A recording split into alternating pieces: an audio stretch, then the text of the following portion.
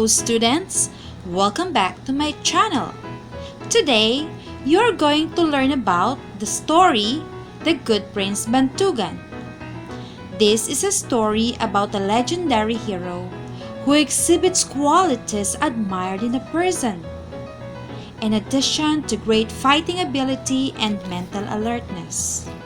This story is an epic. But what is an epic? An epic is a long narrative poem based on an oral tradition. It presents the heroic deeds of the main character, embodying the beliefs, customs, ideals, or life values of the people. Philippine epics represent ethnic groups and deal with regional heroes. An old king ruled over the kingdom of Bumbaran. His kingdom was prosperous. His people were good, and he should have been very happy. But the king was not contented. His heart was full of envy toward his younger brother, Prince Bantugan. Every time someone praised Prince Bantugan, the king frowned and looked angry. Prince Bantugan is so handsome, he often heard the women say. And he would look in the mirror and see with sorrow that he was not good looking. Prince Bantugan is so good, Other people said. And the king grew more angry because he knew he was not good as his brother either. Prince Bantugan is so brave. Everybody said. The king grew tired of people saying so many good things about his brother, while they said nothing nice about himself. The young ladies smiled at Prince Bantugan. They allowed him to hold their hands and they gave him their love. But they did not like the older brother, the king. One day, enemies attacked the kingdom of Bumbaran, and Prince Bantugan led his men to defend the country. While he was gone, the evil king plotted against the good prince. He issued a proclamation that no one should speak to Prince Bantugan. He added that whoever dared to speak to Bantugan would be killed. Soon, Prince Bantugan returned victorious from battle. To his astonishment, no one met him, no one praised him, and no one even wanted to speak to him. This saddened the good prince. He knew that his brother hated him. So, he decided to leave Bumbaran. He preferred to live in other countries and to travel to far lands and forget about his unkind brother. In his travels, he heard about the beautiful land of the kingdom between two seas. It was ruled by the good king and his sister, the beautiful and kind princess Datimbang. Prince Bantugan decided to go there.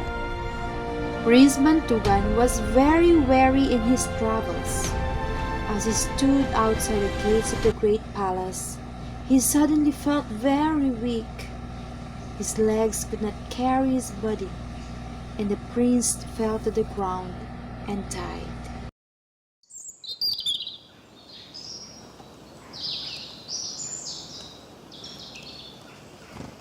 When the king of the kingdom between two seas heard of the stranger who had died at his palace gates, he and his sister, Princess Datimbang, went to see the body.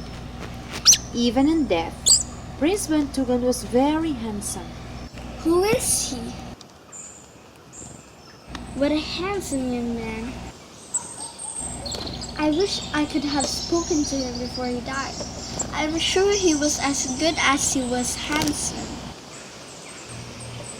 How unfortunate that he should die here. Does anyone know who this young man is and where he came from? By his clothes and appearance, he must be a king or a prince. No one knew who the strange young man was. The king ordered his body to be brought into the palace. The king was afraid that the relatives or subjects of the dead might have waged war upon his kingdom. He therefore treated the body of the young man as he would a royal person. He had it dressed in magnificent clothes and placed it in a large hall in the palace. Princess Tatimbang placed flowers upon the bed on which the body lay. She also decorated it with colored jewelry.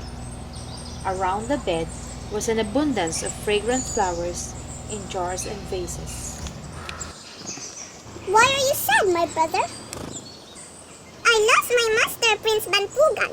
He left Bumbaran never to return. I have looked for him everywhere but have not found him. Your master is lost indeed. He is dead, but we can see his body in the palace where he is lying in royal state.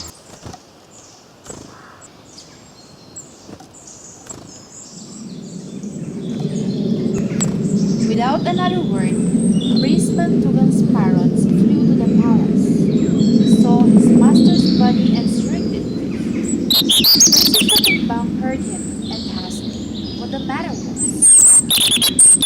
My master is dead. My master, Prince Bantugan from Bumbaran, is dead. He who was so good to his people.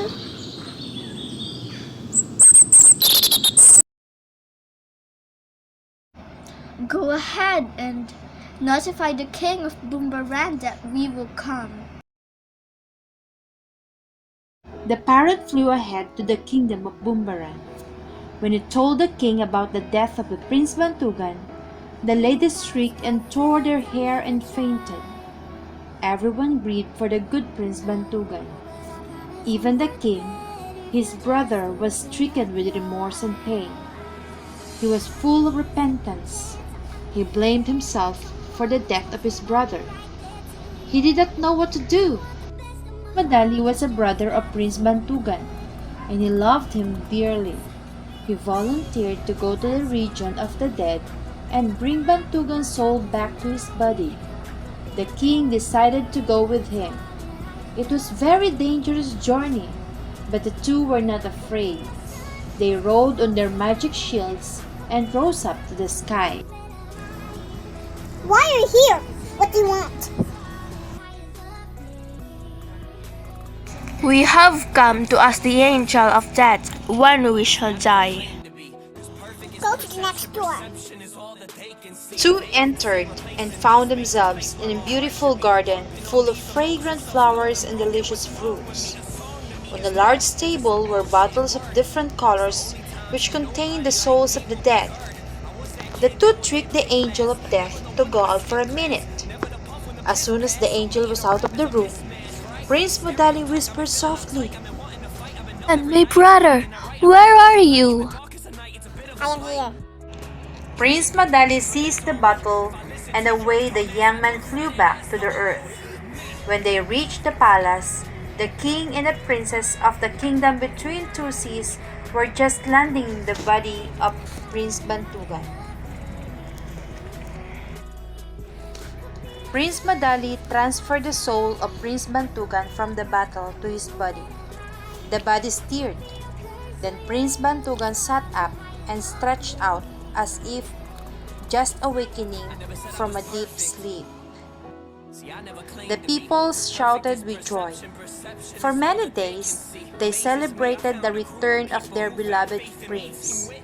Later, Prince Bantugan married the beautiful Princess Tatimbang, and they lived happily ever after. The end.